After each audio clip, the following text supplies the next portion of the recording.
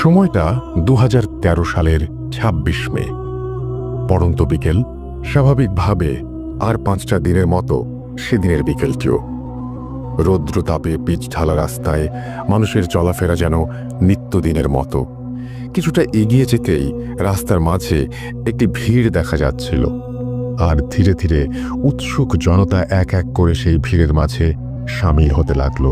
সময়ের সাথে সাথে ভিড় বাড়তে থাকে, আর সেই ভিড়ের মাঝেই সবাই আবিষ্কার করে স্কুল ইউনিফর্ম পরা 16-17 বছর বয়সী এক কিশোরকে, যে কিনা রাস্তার মাঝে অচেতন অবস্থায় পড়ে আছে।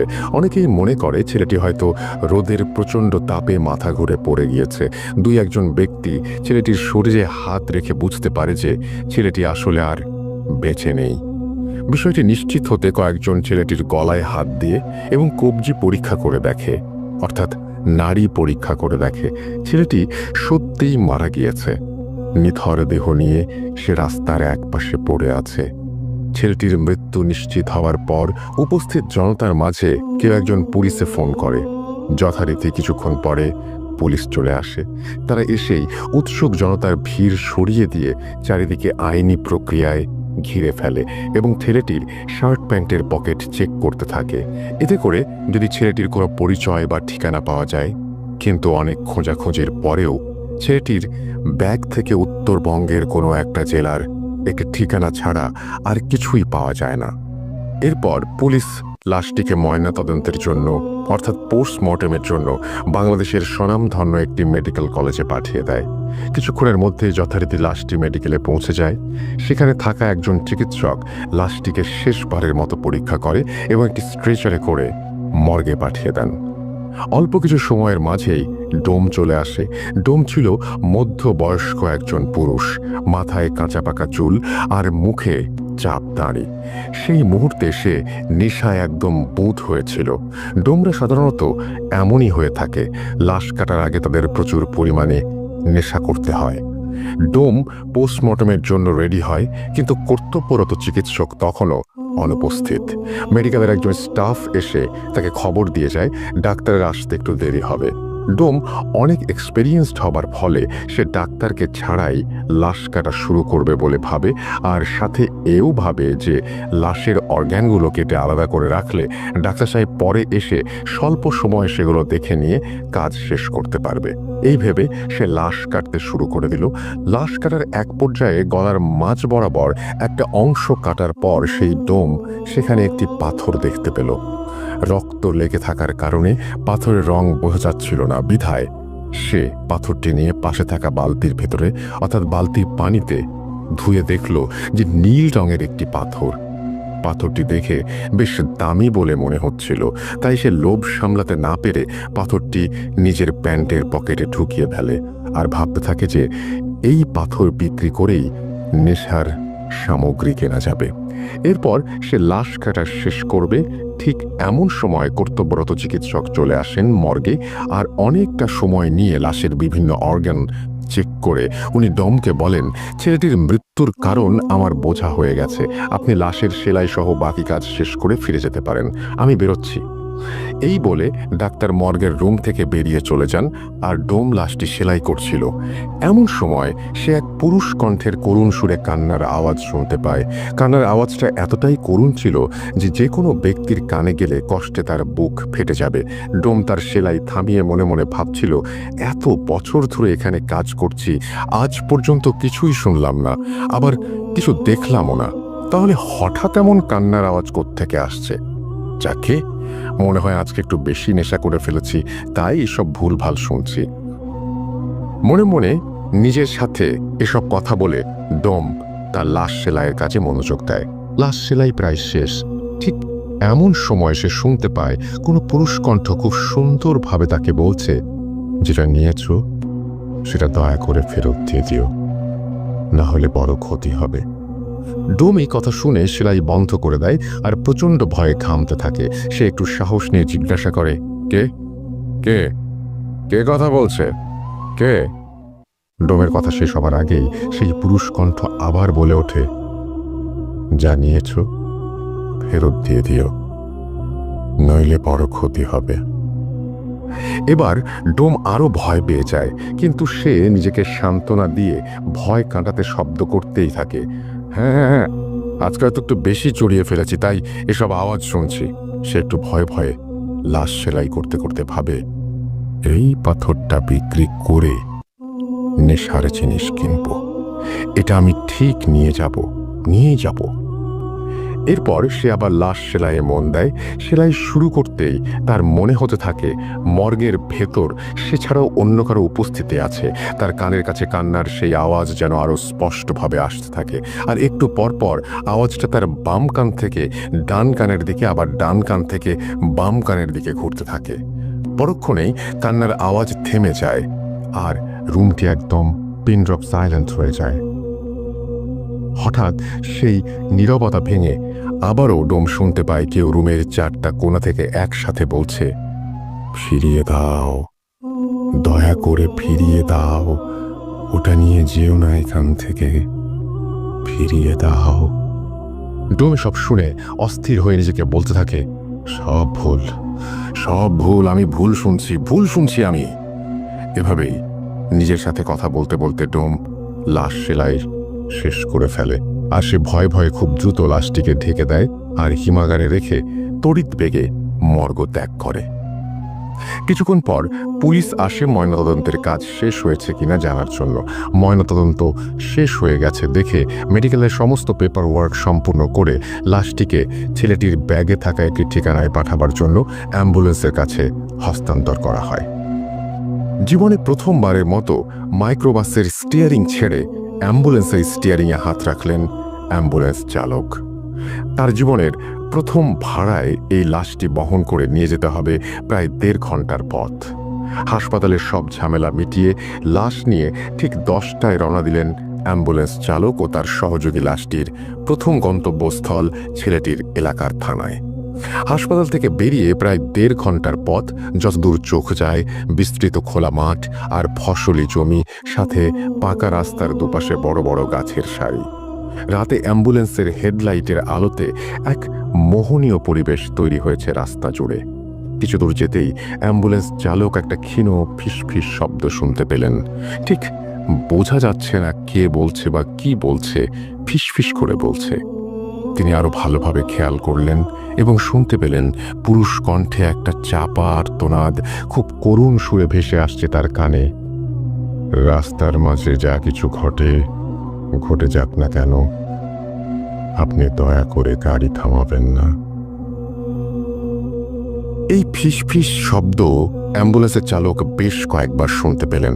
তিনি শব্দের উৎস খুঁজে না পেয়ে পাশে থাকা সহকারীকে বললেন, তুই কি কোনো ফিসফিস আওয়াজ শুনতে পাচ্ছিস? তার সহকারী অনেকটা অবাক হয়ে তার দিকে তাকিয়ে বললেন, কই না তো। অ্যাম্বুলেন্স চালক বললেন, আমার মনে হচ্ছে কেউ ফিসফিস করে কথা বলছে, রাস্তার মাঝে কোনোভাবেই গাড়ি থামাবেন না, এরকম, সাথে করুণ আর্তনাদ।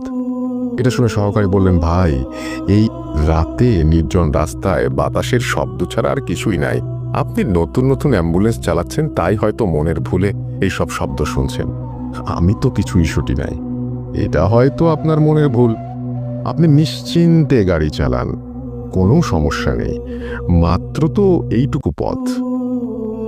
সহকারীর কথা শুনে অ্যাম্বুলেন্স চালকও মনের ভুল ভেবে আবার স্বাভাবিকভাবে গাড়ি চালানো শুরু করেন। এভাবে কিছুক্ষণ গাড়ি চালানোর পর চালক খেয়াল করলেন অন্ধকারের রাস্তার দুপাশে দুজন মানুষ দাঁড়িয়ে হাত উঁচু করে সাহায্য চাইছেন। তিনি সেদিকে তাকাতেই অ্যাম্বুলেন্সের পেছনে থাকা ড্রাইভার আর রোগীর মাঝে যে জায়গাটা একটা জানালার মতো দেয়া থাকে, জানালায় টোকা দিয়ে আবার সেই পুরুষ কণ্ঠে কাঁদো কাঁদো গলায় গাড়ি না থামানোর জন্য অনুরোধ করতে লাগলেন। এবারে অনুরোধটা যেন একটু স্পষ্টভাবেই শুনতে পেলেন তিনি, কিন্তু তিনি খেয়াল করলেন তার পাশে থাকা হেল্পার খুব স্বাভাবিকভাবেই বসে আছে। সে রাস্তার দুজন লোককেও লক্ষ্য করছে না। তাই তিনি গাড়ি না থামিয়ে রাস্তার লোক দুজনকে পাশ কাটিয়ে সামনে চলে গেলেন। কিছু দূর গাড়ি চালানোর পরে চালক খেয়াল করলেন রাস্তার পাশে আবারও সেই দুজন লোক আগের মতোই হাত তুলে দাঁড়িয়ে সাহায্য চাচ্ছে। তবে এবার ব্যাপারটি চালক এবং হেল্পার দুজনেই একসাথে দেখে।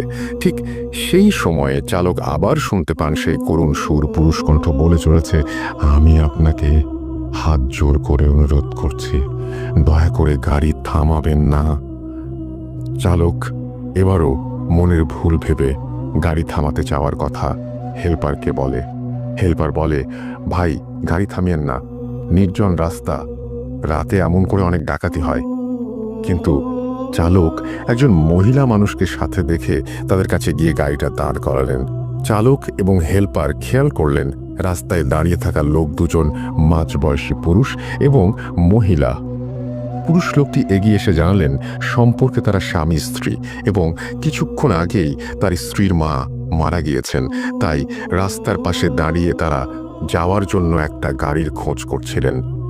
চালক ও হেল্পার এতক্ষণে মহিলার দিকে খেয়াল করে দেখলেন তার পরনে সুন্দর একটা গাঢ় নীল রঙের শাড়ি। চালক এবং হেল্পার দুজনেই বেশ অবাক হলো এই ব্যাপারটা দেখে। মহিলার মা মারা গিয়েছেন, অথচ তিনি এত সুন্দর করে গাঢ় নীল শাড়ি পরে এসেছেন।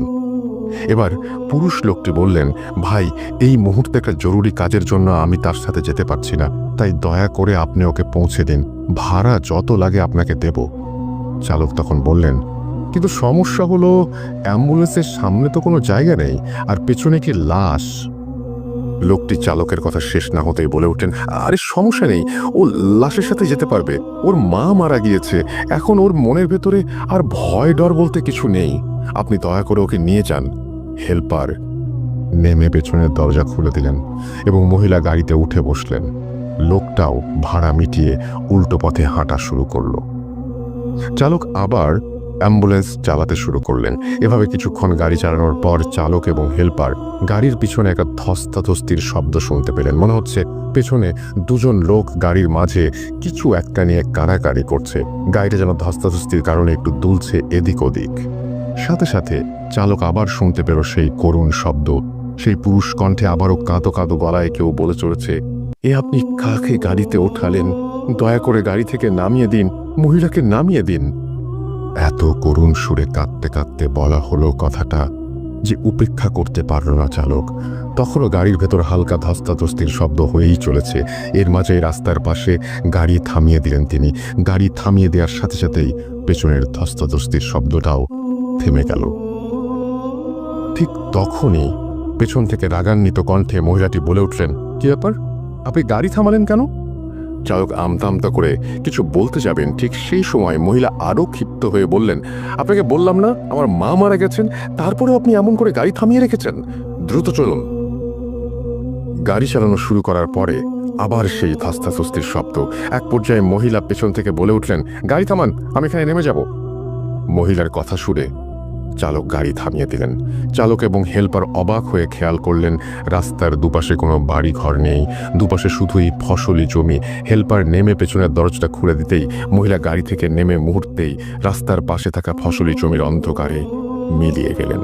এরপর তারা গাড়ি নিয়ে কোনো ঝামেলা ছাড়াই মাঝরাতে ছেলেটির এলাকার থানায় পৌঁছালেন এবং সেই থানায় পুলিশের সাহায্যে তারা লাশ নিয়ে ছেলেটির বাড়িতে গেলেন। এবার গাড়ির দরজা খুলে তারা যখন লাশটি নামাতে গেল তখন দেখল লাশের ডান পা থেকে তাজা রক্ত ঝরছে।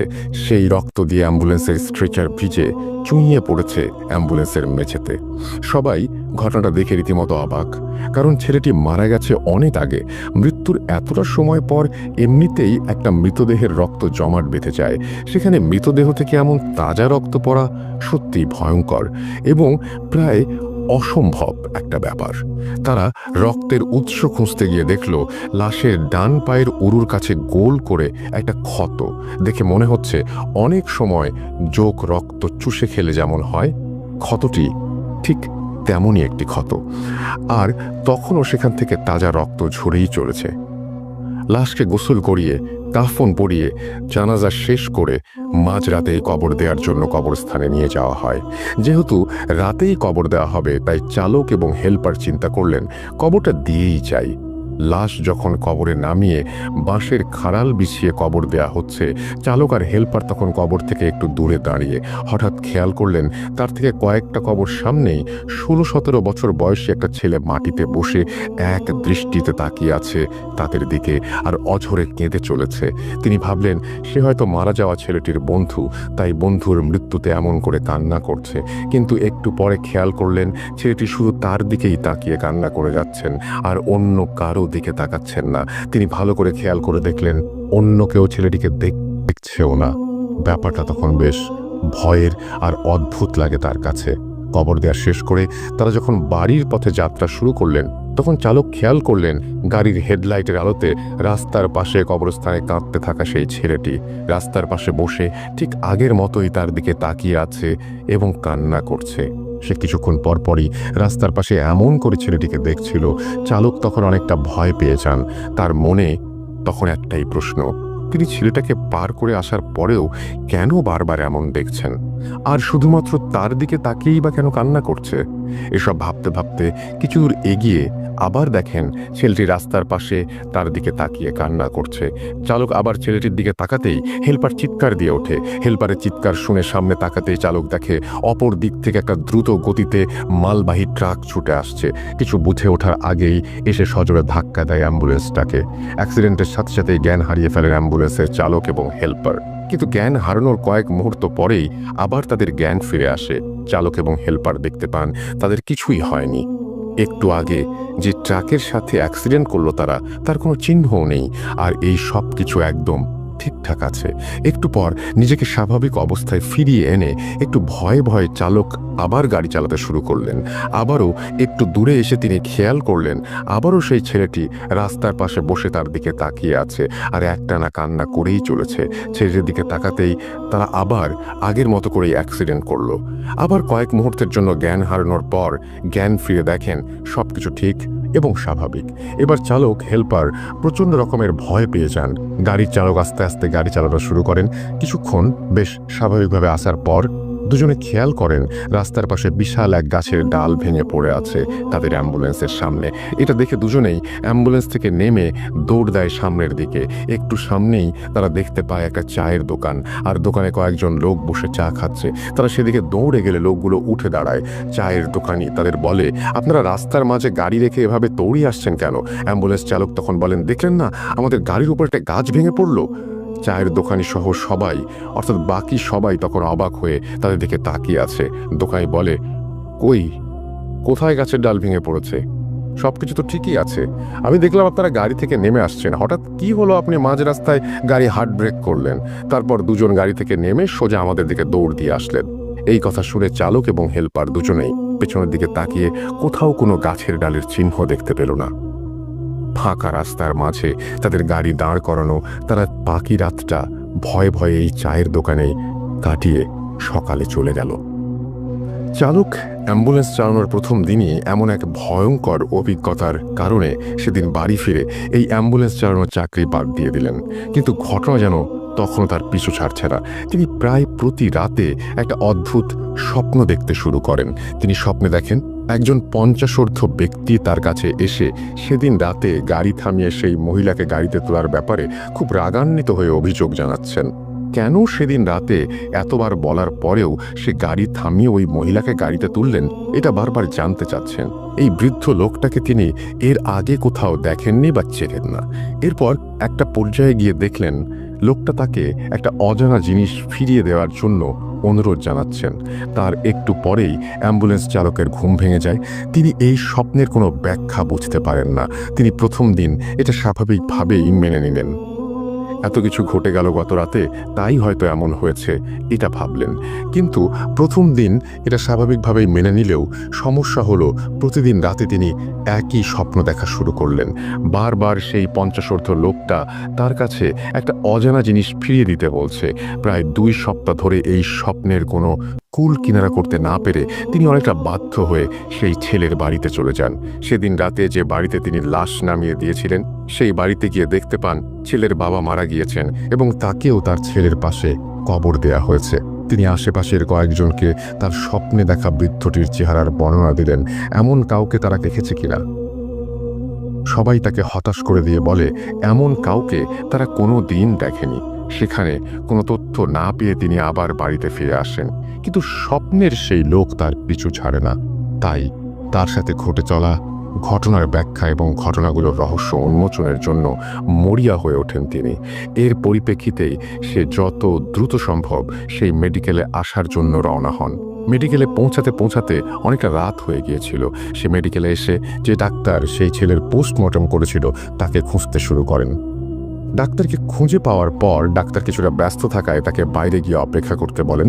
ডাক্তার বাইরে এসে তাকে কি হয়েছে জিজ্ঞেস করতেই সে ডাক্তারের পেছনের দিকে অবাক চোখে তাকায়, আর কিছু বলার আগেই অজ্ঞান হয়ে মাটিতে লুটিয়ে পড়ে। ডাক্তার এই আকস্মিক দৃশ্য দেখে থমকে যান এবং আশেপাশের লোকজন ডাকতে শুরু করেন তাকে সাহায্য করার জন্য। লোকজন ডাকার জন্য ডাক্তার যখন এদিক ওদিক দেখছিলেন তখন পেছন দিকে চোখ পড়তেই তিনি দেখেন খাকি কাপড় পরিহিত একজন মধ্যবয়সী লোকও অজ্ঞান হয়ে পড়ে আছে। ডাক্তার আশেপাশের লোকজন এবং হাসপাতালের স্টাফদের সাহায্যে তাদের দুজনকে ভেতরে নিয়ে শুইয়ে দেন। ঘটনা 3। ঘণ্টাখানেক পর অ্যাম্বুলেন্স চালকের জ্ঞান ফিরে আসে এবং অনেকটা উত্তেজিত হয়েই সে ডাক্তারের কাছে গিয়ে তাকে জিজ্ঞেস করে, ওই লোকটিকে, আপনার পেছনে যে লোকটি দাঁড়িয়েছিল সেই লোকটি কোথায়? ডাক্তার তার কথা বুঝতে না পেরে তাকে জিজ্ঞেস করে সে কোন লোকটির কথা বলছে। প্রত্যুত্তরে অ্যাম্বুলেন্স চালক ডাক্তারকে বলে তার পেছনে যে লোকটি খাঁকি কাপড় পরে দাঁড়িয়েছিল সেই লোকটি কোথায়। ডাক্তার কিছুটা অবাক হন, কেননা অ্যাম্বুলেন্স চালক এবং সেই খাঁকি কাপড় পরিহিত লোকটি কখনোই একজন আরেকজনের পরিচিত নন। এই বিষয়ে তিনি নিশ্চিত ছিলেন, কেননা খাকি কাপড় পরিহিত লোকটাকে তিনি চিনতেন আর ভালো করেই জানতেন সে সবসময় নেশাগ্রস্ত থাকে। কিন্তু তবুও অ্যাম্বুলেন্স চালক কেন বারবার সেই লোকটাকে এত মরিয়া হয়ে খুঁজছে? ডাক্তার তার সব চিন্তা ভাবনাকে মনের মধ্যে লুকিয়ে রেখে অ্যাম্বুলেন্স চালকটিকে সেই খাকি কাপড় পরিহিত লোকটার বিছানার কাছে নিয়ে যান এবং জিজ্ঞেস করেন কে এই বিছানায় শুয়ে থাকা লোকটির কথাই জিজ্ঞেস করছিল কিনা। উত্তরে অ্যাম্বুলেন্স চালক হ্যাঁ বলেন এবং সেই লোকটির দিকে এক দৃষ্টিতে তাকিয়ে থাকেন এবং লোকটির পরিচয় জানতে চান। ডাক্তার তাকে জানায় বিছানায় পড়ে থাকা লোকটি এই হসপিটালের ডোম। ডাক্তার কোনো কিছু বুঝতে না পেরে অ্যাম্বুলেন্স চালককে সবকিছু খুলে বলার অনুরোধ করেন। অ্যাম্বুলেন্স চালক ডাক্তারকে কিছু বলতে যাওয়ার আগেই বিছানায় শুয়ে থাকা ডোমের জ্ঞান ফিরে আসে। ডোমের জ্ঞান ফিরে আসার সাথে সাথে সে অ্যাম্বুলেন্স চালকের দিকে তাকিয়ে অবাক প্রশ্ন করতে থাকে সে কে এবং কেনই বা সে বারবার তার স্বপ্নে আসে। ডোমের কথা শুনে অ্যাম্বুলেন্স চালক এক প্রকার বাকরুদ্ধ হয়ে যান। কিছু সময় পর সে নিজেকে স্বাভাবিক অবস্থায় ফিরিয়ে এনে অনেকটা বিরক্তি নিয়ে ডোমকে সেই একই প্রশ্নগুলো করতে শুরু করে। তাদের কথোপকথন শুনে ডাক্তার একরকম বোকা বনে যায়। অ্যাম্বুলেন্স চালক তখন ডোমকে প্রশ্ন করে সে কেন বারবার রাস্তায় গাড়ি থামাতে নিষেধ করেছিল। অ্যাম্বুলেন্স চালকের কথা শুনে ডোম রীতিমতো উত্তেজিত হয়ে যায় এবং সে অ্যাম্বুলেন্স চালককে উল্টো প্রশ্ন করে বসে। ডোমের প্রশ্ন ছিল কেন সে বারবার সেই পাথরটি ফিরিয়ে দিতে বলছিল। ডোমের কথা শুনে অ্যাম্বুলেন্স ড্রাইভার তাকে বলে পাথর? কোন পাথর? কিসের পাথর? আমি কোনো পাথরের কথা জানি না। আপনি আমাকে কি যেন বলছিলেন তার কোনো কিছুই আমি বুঝতে পারছিলাম না, আমার মাথায় ঢুকছিল না। ডোম এবং অ্যাম্বুলেন্স চালকের কথা শুনে ডাক্তার এবারে ডোমকে সবকিছু খুলে বলার অনুরোধ করেন। ডোম তখন অ্যাম্বুলেন্স চালককে উদ্দেশ্য করে বলতে থাকেন 2 সপ্তাহ আগে হাসপাতালে 16-17 বছর বয়সী একটি ছেলে আসে, অর্থাৎ তার লাশ আসে। সেদিন আপনার আসতে একটু দেরি হয়, আমি একাই সেই লাশটি কাটা শুরু করি, কেননা আমার এর আগে 200-র ওপর লাশ কাটার অভিজ্ঞতা আছে। লাশটি কাটতে কাটতে যখন আমি লাশের গলার দিকে কাটা শুরু করি তখন আমি গলার ভেতর শক্ত একটা কিছু পাই। জিনিসটা কি তা দেখার জন্য আমি সেটি পানি দিয়ে ভালোভাবে ধুয়ে পরিষ্কার করি এবং দেখি জিনিসটি ছিল ছোট একটি পাথর যার রং ছিল নীল। পাথরটি দেখে আমার কাছে অনেক দামি মনে হয়েছিল, আর তাই আমি পাথরটি নিজের কাছে রেখে দেওয়ার সিদ্ধান্ত নেই। যেহেতু মাঝে মাঝে আমি একটু নেশা করি, তাই পাথর বিক্রি করে আমার অনেক দিনের নেশার টাকা হয়ে যেতে পারে ভেবে মনে মনে খুশি হচ্ছিলাম। কিন্তু পাথরটি নেয়ার পর থেকেই আমি শুনতে থাকি একটি পুরুষ কণ্ঠ আমাকে কান্না জড়িত কণ্ঠে পাথরটি ফিরিয়ে দিয়ে যেতে বলছে। নেশার ঘরে থাকায় এসব আমি পাত্তা দেয়নি। লাশ কাটা শেষে বাড়ি ফিরে আসার সময় একটি স্বর্ণের দোকানে যাই পাথরটি বিক্রি করার জন্য। ভেবেছিলাম পাথরটির দাম হয়তো 30 থেকে 40,000 টাকা হবে। কিন্তু স্বর্ণের দোকানে যাওয়ার পর স্বর্ণকার আমাকে পাথরটির জন্য 5,000 টাকা দিতে চান। পছন্দ মতো দাম না পাওয়ায় আমি বাড়ি ফিরে এসে পাথরটি আমার ড্রয়ারে রেখে দিই। পরের দিন আমি অন্য আরেকটি স্বর্ণের দোকানে যাই এবং সেখানেও পাথরটির জন্য 5,000 টাকা দিতে চাই। এবারে আমি অন্য কোনো কিছু না ভেবে পাথরটি বিক্রি করে দেই 5,000 টাকাতেই। পাথরটি বিক্রি করে মনে মনে কিছুটা খুশি হই, কেননা সেই মুহূর্তে 5,000 টাকাই আমার জন্য অনেক টাকা ছিল। পাথর বিক্রি করে সেই টাকা থেকে আমি বাসায় আবার 300 টাকা খরচ করি এবং বাসায় এসে ঘুমানোর আগে আমার ড্রয়ারে 4,700 টাকা রেখে দেই। পরের দিন সকালে আমি যখন বাইরে যাওয়ার জন্য ড্রয়ার ঘুরে টাকা নিতে যাই, তখন আমি দেখি ড্রয়ারে কোনো টাকা নেই, আর টাকার জায়গায় সেই নীল পাথরটি রাখা। এই দৃশ্য দেখে আমি প্রচণ্ড রকমের অবাক হয়ে যাই এবং পাথরটি কিভাবে আমার ড্রয়ারে ফিরে এলো এটি নিয়ে ভাবতে থাকি। কিন্তু আমার মাথায় কোনো কিছুই আসছিল না, কেননা পাথরটি আমি নিজে না নিয়ে এলে কোনোভাবেই এখানে আসার সম্ভাবনা নেই। তবুও আমার স্ত্রীকে ডেকে জিজ্ঞেস করি কেউ এসে পাথরটি দিয়ে গিয়েছিল কিনা। পরক্ষণেই আবার মনে পড়ে আমি তো কাউকেই আমার বাসার ঠিকানা দেইনি, তাহলে এই পাথরটি কেউ এসে কিভাবে দিয়ে যাবে। এসব ভাবতে ভাবতে আমি আবার পাথরটি বিক্রি করতে আগের স্বর্ণের দোকানে যাই। স্বর্ণের দোকানে যাওয়া মাত্রই স্বর্ণকার এবং দোকানের অন্য লোকজন আমাকে একরকম বেঁধে ফেলে। আমি তাদের কাছে কারণ জিজ্ঞাসা করলে তারা বলে আমি নাকি গতকাল রাতের বেলা তাদের দোকানের সামনে গিয়ে স্বর্ণকারকে ফোন দেই এবং তাকে পাথরটি ফিরিয়ে দিতে বলি, এবং পাথর ফিরিয়ে না দিলে আমি নাকি দোকান ভাঙচুর করব হুমকি দেই। স্বর্ণকার ওই রাতেই দ্রুত এসে আমাকে পাথরটি ফিরিয়ে দেওয়ার পর আমি নাকি তাকে 4,700 টাকা দেই। আর স্বর্ণকার বাকি 300 টাকা কোথায় জানতে চাইলে আমি নাকি স্বর্ণকারকে দুটো চড় মেরে সেখান থেকে পাথরটা নিয়ে চলে আসি। স্বর্ণকারের কথা বিশ্বাস না করায় সে আমাকে তার দোকানের সিসিটিভি ফুটেজ দেখাতে চায়, আর আমিও রাজি হয়ে যাই। কিন্তু অবাক করা ব্যাপার হলো সেদিন রাতের কোনো ফুটেজই ক্যামেরায় ধরা পড়েনি। এরপর আমি স্বর্ণকারকে বুঝিয়ে শুনিয়ে পাথরটি আবার তাকে দিয়ে 4,700 টাকা নিয়ে বাসায় চলে আসি। বাসায় ফিরে আসার আগে আমি আবার সেই 300 টাকা খরচ করেছিলাম। ঘুমানোর আগে আমি টাকা ড্রয়ারে রেখে দিয়েছিলাম এবং সকালে উঠে আবারও পাথরটি নিয়ে আবার স্বর্ণকারের কাছে যাই। এবারে স্বর্ণকার আমাকে তার কয়েকজন লোক দিয়ে মারধর করতে শুরু করে। আমি তাকে মারধরের কারণ জিজ্ঞাসা করলে সে আমাকে বলে আমি নাকি গতকাল রাতেও আগের মতোই এসে তাকে ফোন দেই এবং পাথরটি ফেরত চাই। এবারে স্বর্ণকার তার সাথে আরও 2জন লোক নিয়ে আসে যেন আমি তাকে আর মারতে না পারি, কিন্তু এবারও নাকি আমি তাকে 4,400 টাকা ফেরত দিতে গেলে সে বাকি টাকাটা কোথায় জিজ্ঞেস করার পর আমি একাই স্বর্ণকার এবং তার সাথে থাকা 2 ব্যক্তিকে মেরে সেখান থেকে চলে আসি। এবারে আমি আর পাথরটি বিক্রি করিনি। পাথরটি পাওয়ার পর থেকেই আমি রাতের বেলা স্বপ্ন দেখতে শুরু করি, আর স্বপ্নের সেই ব্যক্তিটি আর কেউ না, তিনি হচ্ছেন অ্যাম্বুলেন্স চালক। আপনি আমার স্বপ্নে এসে পাথরটি ফেরত দিতে বলছেন। আমি মনের ভুল ভেবে বারবার এসব কিছু অগ্রাহ্য করে যাচ্ছিলাম, কিন্তু প্রতিদিনই আমি স্বপ্ন দেখি আপনি আমাকে বারবার পাথরটি ফেরত দিতে বলছেন। আপনি কেন আমার সাথে এরকম করছেন? কে আপনি? কি চান আমার কাছে? অ্যাম্বুলেন্স চালক ডোমের এই কথাগুলো শুনে কোনো অর্থই খুঁজে পাচ্ছিল না এবং সে নিজের দেখা স্বপ্নের কথাও ডোমকে জানায়। ডাক্তার তখন চুপচাপ দাঁড়িয়ে তাদের কথা শুনছিল।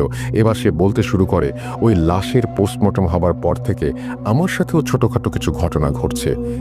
যেদিন আমি লাশটার পোস্টমর্টম করি সেদিন থেকেই আমি রাতের বেলা প্রায় সময়ই দেখতাম 16-17 বছর বয়সী একটি ছেলে, যার হাতে অনামিকা আঙুলটি কাটা, এবং সে আমার বারান্দায় বসে কাঁদছে এবং আমার দিকে তাকিয়ে হাত এমনভাবে ইশারা করছে যেন সে আমাকে তার কাছে ডাকছে কিছু বলবার জন্য।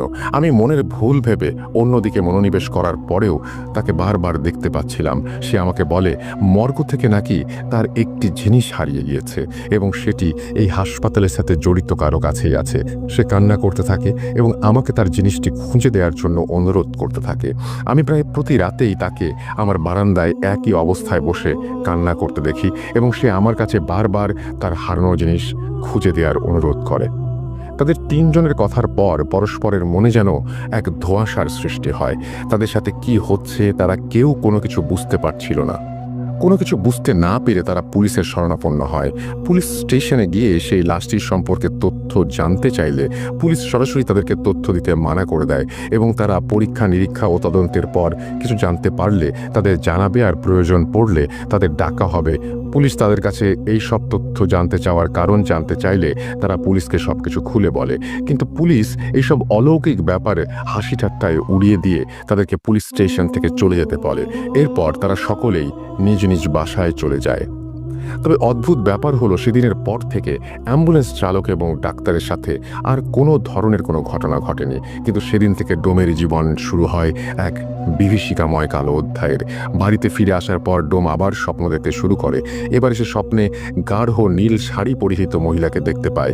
মহিলা তাকে বারবার সেই অ্যাম্বুলেন্স চালককে একটি জিনিস দিতে নিষেধ করে এবং বলে যদি সে অ্যাম্বুলেন্স চালককে জিনিসটি দেয় তাহলে নাকি অনেক বড় ক্ষতি হবে।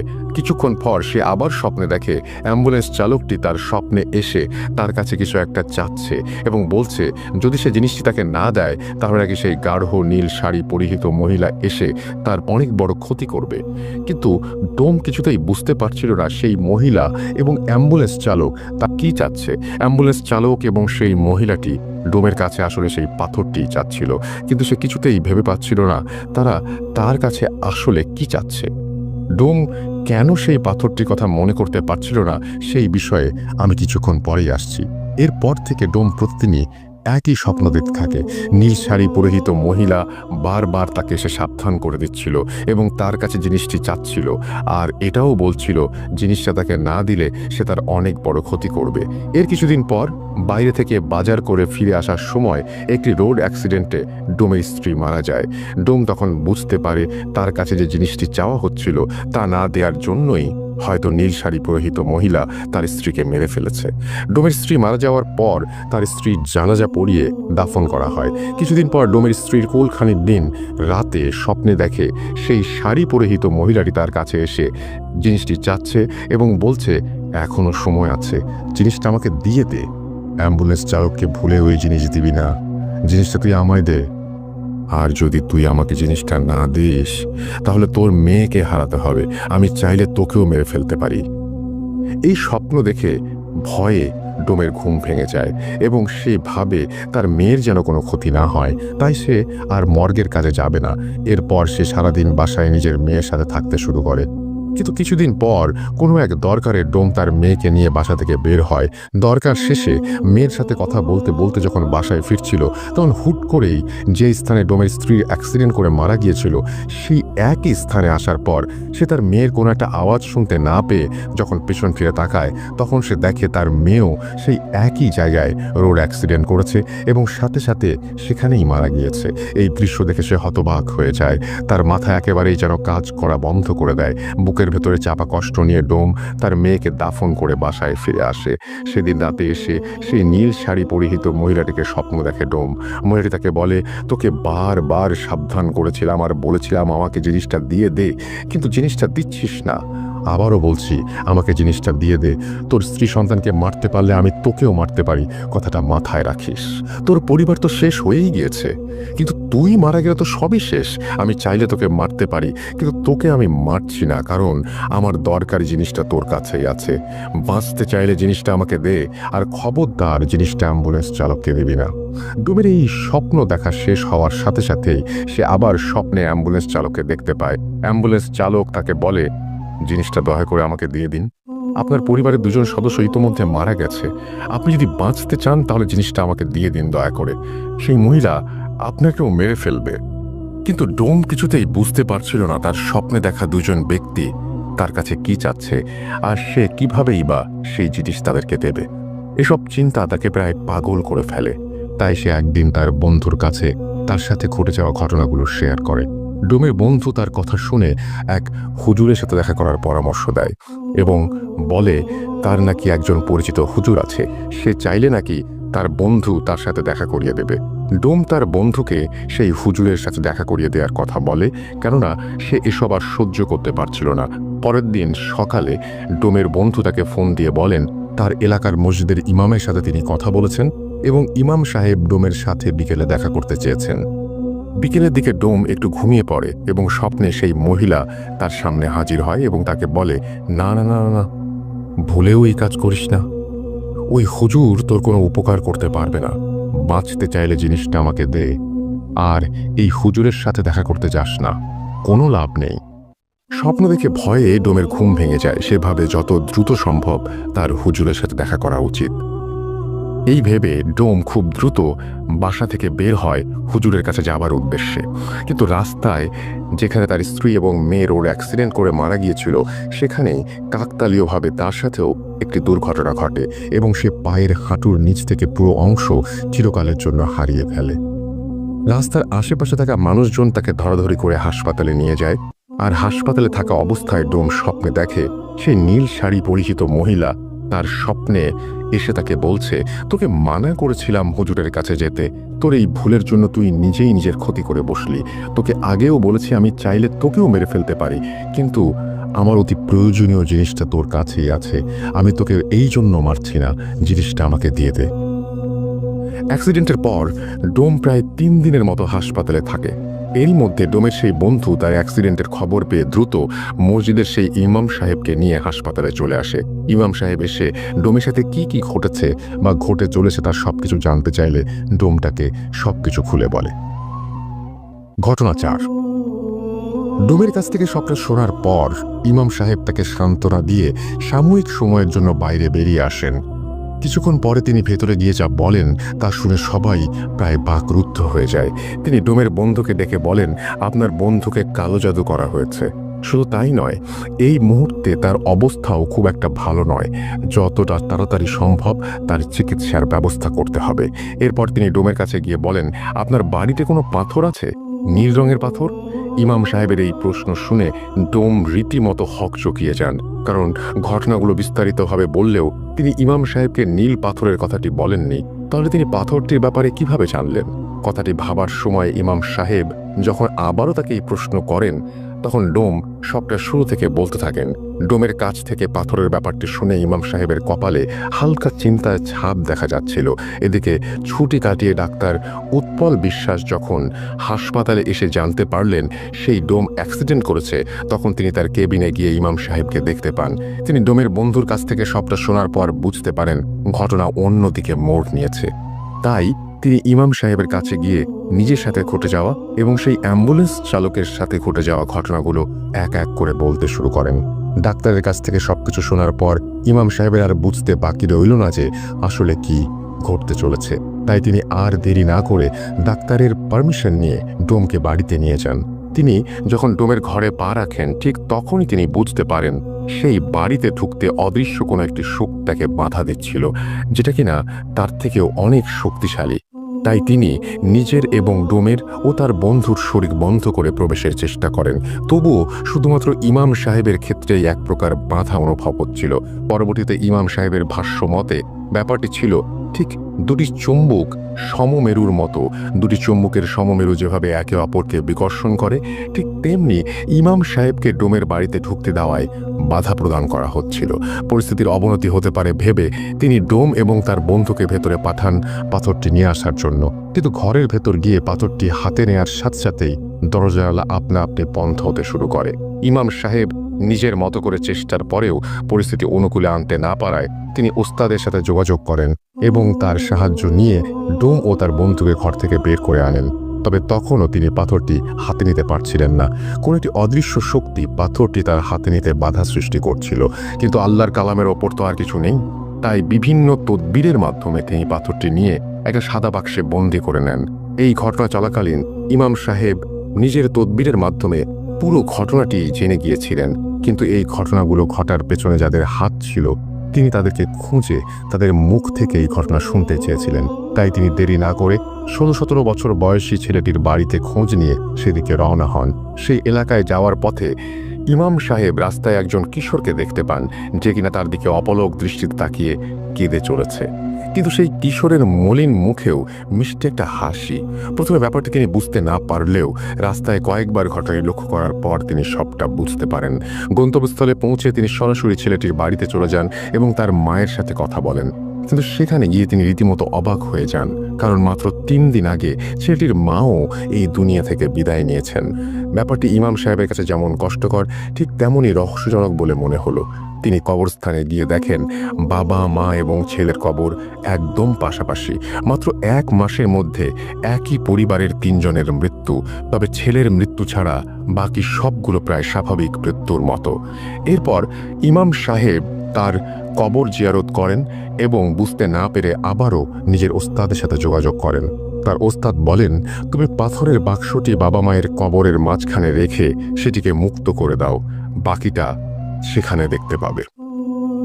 ইমাম সাহেব তার ওস্তাদের কথা মতো কাজগুলো করার পর যা দেখেন তা ছিল শরীর শিউরে ওঠার মতো। তিনি দেখেন পাথরটি মুক্ত করে দেবার পর কবরের পাশ থেকে করুণ সুরে আর্তনাদ এবং কান্নার আওয়াজ। ব্যাপারটি দেখে তিনি কিছুটা ভয় পেয়ে যান। তবে তিনি যখন সালাম দিয়ে কথা বলার চেষ্টা করেন তখন অদৃশ্য কেউ তার সালামের উত্তর নিয়ে কবরের পাশ থেকে বলতে শুরু করেন। কণ্ঠ ছিল একটা পুরুষ কণ্ঠের মতো। তিনি বলেন, ওয়ালাইকুম আসসালাম, আপনাকে আমি কি বলে ধন্যবাদ জানাবো আমি জানি না। শেষ পর্যন্ত আপনি আমাকে আমার গন্তব্যস্থলে পৌঁছে দিয়েছেন, কিন্তু যাদের জন্য আমার এত লড়াই তারাই আজ পৃথিবীতে নেই। এটা বলে আবারও চাপা সুরে কান্নার আওয়াজ। ইমাম সাহেব কিছু কথা বলে তাকে সান্ত্বনা দেওয়ার চেষ্টা করেন এবং জিজ্ঞেস করেন আসলে তিনি কে এবং তাদের সাথে কি সম্পর্ক। কিছুক্ষণ পর সেই অদৃশ্য পুরুষ কণ্ঠ নাম বলে আর বলতে থাকে, আমি একজন জিন, এই নীল পাথরটি আমার বাসস্থান। আমাকে আমার গুরু এই 3 জনের সেবায় নিয়োজিত করেছিলেন। তারা ছিলেন অত্যন্ত ভালো মানুষ। মূলত আমার বাবা ছিলেন ওনাদের পূর্বপুরুষের রক্ষক। বংশ পরম্পরায় আমার কাঁধেও ওনাদের রক্ষার দায়িত্ব পড়ে। আমি অনেক চেষ্টা করেছি তাদেরকে রক্ষা করার, কিন্তু কিছু বিশ্বাসঘাতকের কারণে আজ সব হারাতে হলো, এমনকি এই পরিবারটাকেও। ইমাম সাহেব সবটা শুনে সেই বিশ্বাসঘাতকের ব্যাপারে জানতে চাইলে সেই জিনটি তার কাছ থেকে 3 দিনের সময় চেয়ে নেয় এবং বলে সেই বিশ্বাসঘাতকদের ইমাম সাহেবের মাধ্যমে সে সবার সামনে নিয়ে আসতে চায়। ইমাম সাহেব বাড়ি ফিরে যাওয়ার আগে সেই জিনটি একটি নির্দিষ্ট জায়গায় পাথরটি রেখে আসতে বলেন এবং ইমাম সাহেব জিনটির কথা মতো কাজ করে বাড়িতে ফিরে যান। প্রথম দিন কোনো সমস্যা দেখা না দিলেও তৃতীয় দিন রাতে ইমাম সাহেব একটি স্বপ্ন দেখেন। তিনি দেখেন সামনে একজন নীল শাড়ি পরিহিত মহিলা এবং কালো পাঞ্জাবি পরিহিত পুরুষ দাঁড়িয়ে আছে। তাদের চেহারা একদম অস্পষ্ট। তিনি দেখলেন সেই 2 জন ব্যক্তি কাকে যেন জোর করে ফাঁসিতে ঝুলিয়ে দিয়ে অট্ট হাসি হাসতে হাসতে চলে গেলেন। এরপর ঠিক ফজরের আজানের সময় তার ঘুম ভেঙে যায় এবং তিনি আল্লাহর কাছে এই ধরনের বাজে স্বপ্ন থেকে মুক্তি চেয়ে বাঁ পাশে 3 বার থুতু ফেলেন। দিনটা বেশ ভালোই কাটছিল। ওই দিন সন্ধ্যা 6:30টার দিকে তিনি মাগরিবের নামাজ পড়িয়ে বাড়ি ফেরার পথে পেছন থেকে একজনের সালাম শুনে দাঁড়িয়ে পড়েন। কণ্ঠস্বর বেশ পরিচিত। তিনি বুঝতে পারেন সেই নীল পাথরের ভেতরে থাকা জিন। আজ 3 দিন পূর্ণ হওয়ায় সে সেই বিশ্বাসঘাতককে ধরিয়ে দিতে এসেছে। কিন্তু প্রথমে জিনটি বলে ওঠে, হুজুর, একটি দুঃসংবাদ আছে। সেই ডোম আজ ভোর রাতে মারা গিয়েছে। সিলিং ফ্যানের সাথে তার লাশ এখনো ঝুলছে। এটা শুনে ইমাম সাহেবের ভোর রাতের স্বপ্নের ব্যাপারটা মনে পড়ে যায়। তিনি হম্বিতম্বি করে বাড়ি গিয়ে পুলিশকে ফোন করে সবটা জানায় এবং পুলিশ সেই ডোমের লাশ উদ্ধার করে। কিন্তু তদন্তের সময় পুলিশ ইমাম সাহেবকে দোষী ভেবে বসে, কারণ সেই এলাকায় কেউই ডোমের মৃত্যুর ব্যাপারটা জানে না। কিন্তু ইমাম সাহেব এত দূর থেকে সবটা কিভাবে জেনে গেলেন? তারা ইমাম সাহেবকে গ্রেপ্তার করে থানায় নিয়ে গেলেও অনেক তথ্য আর অলৌকিক ঘটনার বর্ণনা দিয়ে তিনি পুলিশের কাছে একটি ফাঁকা রুমে একা থাকার অনুমতি এবং কিছুটা সময় চেয়ে নেন।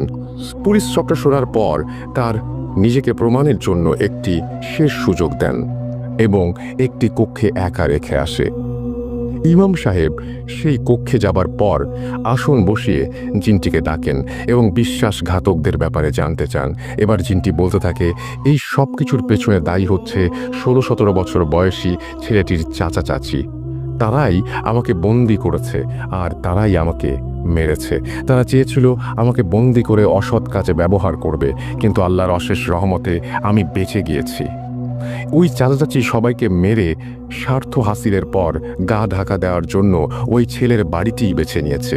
আপনি যত তাড়াতাড়ি সম্ভব পুলিশের সাহায্য নিয়ে তাদের আটক করুন, নয়তো তারা আরও মানুষের ক্ষতি করবে।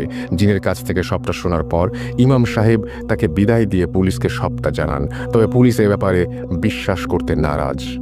ইমাম সাহেব পুলিশকে শেষবারের মতো ভরসা করার অনুরোধ জানালে পুলিশ ব্যাপারটি বুঝতে পারে এবং ফোর্স নিয়ে বেরিয়ে পড়ে। সত্যি বলতে ব্যাপারটি অবিশ্বাস্য হলেও সত্য যে পুলিশ বাড়িতে রেড দেওয়ার পর দুজন ব্যক্তিকে খুঁজে পায় যারা সেখানে তন্ত্রবিদ্যা চর্চা করছিল। তাদের কাছ থেকে দুটো বই, একটা মাথার খুলি এবং একটি পাত্রে 3টি অনামিকা আঙুল পাওয়া যায়। দুটো আঙুল ডান হাতের এবং একটা বাঁ হাতের। পুলিশ সবকিছু সংগ্রহ করে তাদের আটকের পর ফিরে এলে ইমাম সাহেবের মাধ্যমে আস্তে আস্তে সব রহস্য উন্মোচিত হতে থাকে। সেই চাচা চাচির কাছ থেকে শোনা ঘটনার প্রতিটি অংশ গায়ে কাঁটা দেওয়ার মতো। মানুষ এতটা জঘন্য হতে পারে তা কল্পনারও বাইরে। চাচাচি ইমাম সাহেব এবং পুলিশের কাছে ঘটনাটি যেভাবে বলেছিলেন আমিও ঠিক সেভাবে লেখা শুরু করছি। চাচা, আমি তখন অনেক ছোট, পরিবারের সবচেয়ে ছোট সদস্য হওয়ায় আদরের পরিমাণটা বেশি হলেও কোনো উপহার বা আবদার পূরণের দিক দিয়ে সবার কাছে বড় ভাইয়ের কদর ছিল বেশি। আমাদের 2 ভাইয়ের মধ্যে বড় ভাইকে আব্বা সবচেয়ে বেশি ভালোবাসতেন। ভাই যা চাইতেন আব্বা তাই দিতেন, কিন্তু আমার ক্ষেত্রে এমনটা ছিল না। তাই ছোট থেকে আমার মনে একটা ক্ষোভ জমতে থাকে। বড় ভাইকে এতটা আদর যত্ন করার মূল কারণ হলো নীল পাথরের উত্তরাধিকারী। নীল পাথর হচ্ছে আমাদের পরিবারের রক্ষা কবচ। আমার দাদু একটা সময় জিন পালতেন এবং তাদের অনেকভাবে সাহায্য করতেন বিধায় উপহার স্বরূপ প্রতিটি প্রজন্মের রক্ষী হিসেবে একজন জিন পেয়ে থাকেন। আমার বাবাও পেয়েছিলেন। এদিকে পরিবারের পরবর্তী প্রজন্মের সবার বড় হওয়ায় আমার বড় ভাই ছিল পরবর্তী জিনের মালিক। এ পর্যন্ত সব ঠিক ছিল, কিন্তু মৃত্যুর আগে তিনি সম্পত্তির কিছু অংশ আমাকে দিয়ে বাকিটা বড় ভাইকে দিয়ে দিলেন। তার ধারণা ছিল যেহেতু তার মৃত্যুর পর বড় ভাই আমার দেখাশোনা করবেন, সেহেতু সম্পত্তির বড় অংশটুকু তার কাছে থাক। কিন্তু ব্যাপারটি আমি একদমই মেনে নিতে পারিনি। আমি অনেকভাবে সম্পত্তি হাতানোর চেষ্টা করেছি, কিন্তু সেই নীল পাথরের জিনের কারণে সম্ভব হয়ে ওঠেনি। এরপর ভাইয়ের বিয়ে হয়, একটা ছেলে সন্তানও হয়। এরপর আমারও বিয়ে হয়। বিয়ের পর আমার স্ত্রীকে দেখতাম সে বিভিন্ন মন্ত্র পড়ে অসুস্থ মানুষকে সুস্থ করে তুলত। তাই আমিও তার কাছ থেকে বিষয়গুলো শুনে আগ্রহী হয়ে শিখতে থাকি। একটা সময় আমরা দুজনই কবিরাজি শুরু করে দেই এবং শক্তিশালী মন্ত্র শিখে চর্চা করতে থাকি। এদিকে আমার ভাতিজাও বড় হতে থাকে এবং আবারও সম্পত্তি পাওয়ার আশা শেষ হতে থাকে, কারণ আমার কোনো ছেলে মেয়ে নেই। সম্পত্তি এবং নীল পাথরের ভাগিদার সে একাই। তাই এই ব্যাপারে আমি আমার স্ত্রীর সাথে আলোচনা করলে সে ভাতিজাকে আমাদের দোকানে নিয়ে আসতে বলে। সেখান থেকে আমরা কবিরাজির মাধ্যমে মানুষকে সুস্থ করে দিতাম। আমিও বড় ভাইয়ের সাথে কথা বলে ভাতিজাকে শহরে পাঠিয়ে দিতে বলি এবং ভালো স্কুলে পড়াবার আশ্বাস দেই। বড় ভাই আমাকে বিশ্বাস করে ভাতিজাকে পাঠিয়ে দিলে আমি রোজ স্কুল শেষে তাকে দোকানে নিয়ে বসাতাম এবং আমাদের কাজগুলো দেখিয়ে তাকে আকৃষ্ট করার চেষ্টা করতাম। এমনই একদিন আমাদের পরিকল্পনায় আমরা সফল হই। আমার ভাতিজা মন্ত্র পাঠ করে অলৌকিকভাবে মানুষকে সুস্থ করার বিষয়ে অনেকটা আগ্রহী হয়ে যায় এবং আমাদের কাছে কবিরাজি শিখতে চায়। এটাই ছিল আমাদের মোক্ষম সুযোগ। কাজ শেখানোর নাম করে কিছুদিন পর আমরা তাকে নিয়ে 3 দিনের জন্য গোসল করতে মানা করে দেই এবং ঘরের লাইট বন্ধ করে দরজা আটকে বসে থাকতে বলি, আর ওর বাবা মায়ের সাথে কথা বলতে মানা করে দেই। আমাদের মূল উদ্দেশ্য ছিল ওর ওপর জিনের আসর করিয়ে ওর নামের সম্পত্তিগুলো অন্যদের নামে লিখিয়ে নেয়া। কিন্তু 3 দিন কেটে যাওয়ার পরেও আমাদের তন্ত্রবিদ্যায় কোনো কাজই হচ্ছিল না। এটা দেখে আমরা দুজন বেশ অবাক হয়ে যাই। আমরা বিষয়টি ভেবে কোনো কুল কিনারা করতে পারছিলাম না, কারণ এই নিয়মে চললে জিনের আসর থেকে বাঁচা সম্ভব নয়। তাহলে ও কিভাবে বেঁচে গেল? এটা ভাবতে ভাবতেই আমার মনে একটা প্রশ্ন জাগে, আচ্ছা নীল পাথরটা ওর কাছে নেই তো? কথাটি ভেবে আমার বুকটা কেঁপে ওঠে।